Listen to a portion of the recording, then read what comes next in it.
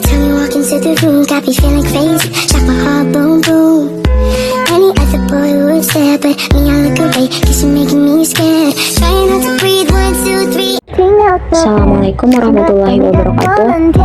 Baiklah, di sini kita akan membahas tentang keseimbangan pasar barang, kurva IS dalam ekonomi konvensional dan ekonomi Islam. Keseimbangan sektor real atau pasar barang dalam ekonomi Islam. Yang pertama, keseimbangan pasar barang. Keseimbangan pasar barang tercapai ketika jumlah barang yang diminta sama dengan jumlah barang yang ditawarkan pada suatu harga tertentu. Harga ini disebut juga keseimbangan, dan kuantitas yang diperdagangkan disebut kuantitas keseimbangan. Dalam model ekonomi konvensional, keseimbangan ini digambarkan melalui interaksi kurva permintaan dan penawaran. Jika harga di atas harga keseimbangan, akan terjadi surplus atau penawaran melebihi permintaan, mendorong penurunan harga.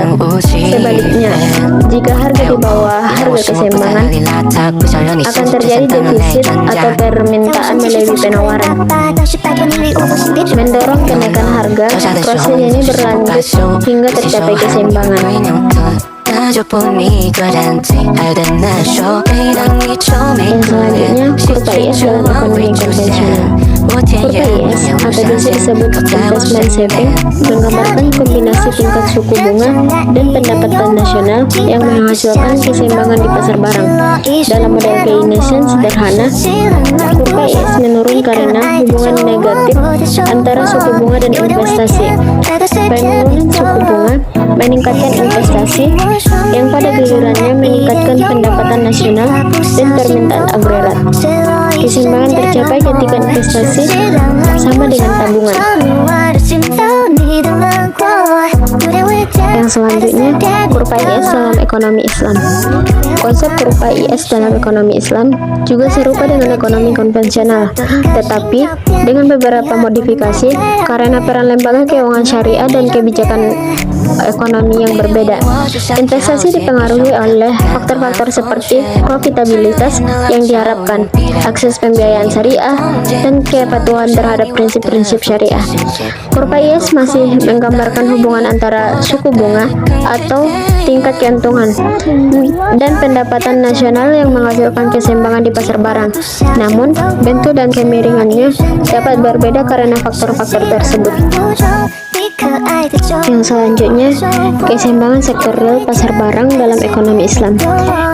Keseimbangan sektor real atau pasar barang dalam ekonomi Islam mengacu pada kondisi di mana penawaran agregat, barang dan jasa sama dengan permintaan agregat. Namun, dengan penambahan penting, yaitu kepatuhan terhadap prinsip-prinsip syariah. Prinsip-prinsip utama dalam keseimbangan sektor real yaitu keadilan atau adil. Sistem distribusi barang dan jasa harus adil dan merata. Ini berarti menghindari eksploitasi, monopoli, dan praktik-praktik yang merugikan konsumen. Yang kedua, efisiensi atau kifayah. Penggunaan sumber daya harus efisien dan efektif. Tidak boleh ada pemborosan atau penyalahgunaan sumber daya yang mengakibatkan kerugian bagi masyarakat. Yang ketiga, keberlanjutan atau istiqomah. Aktivitas ekonomi harus berkelanjutan dan tidak merusak lingkungan. Ini berarti memperhatikan dampak jangka panjang dari aktivitas ekonomi terhadap lingkungan dan generasi mendatang. Dan selanjutnya, larangan riba atau suku bunga. Sistem ekonomi Islam melarang riba atau bunga karena dianggap sebagai bentuk eksploitasi. Transaksi keuangan harus didasarkan pada prinsip bagi hasil atau profit sharing dan bukan pada bunga.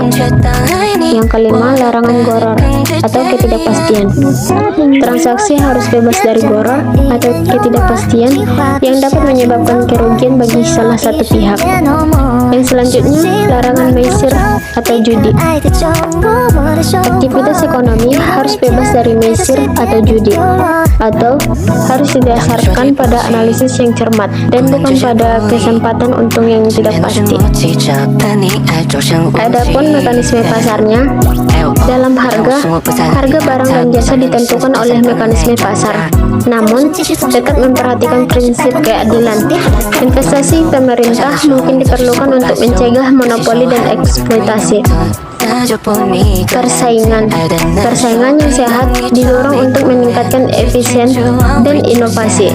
Namun, persaingan yang tidak sehat yang merugikan konsumen harus dicegah. Yang selanjutnya, informasi.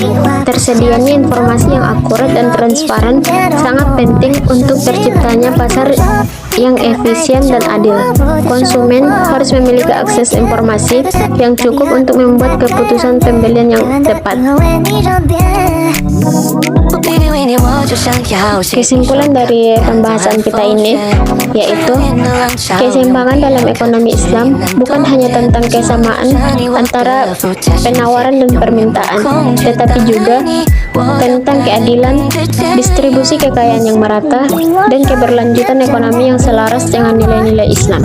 Kurva IS dalam ekonomi konvensional, meskipun dapat dimodifikasi untuk memasukkan beberapa aspek ekonomi Islam, tidak sepenuhnya menangkap kompleksitas dan nuansa etika yang melekat dalam sistem ekonomi Islam.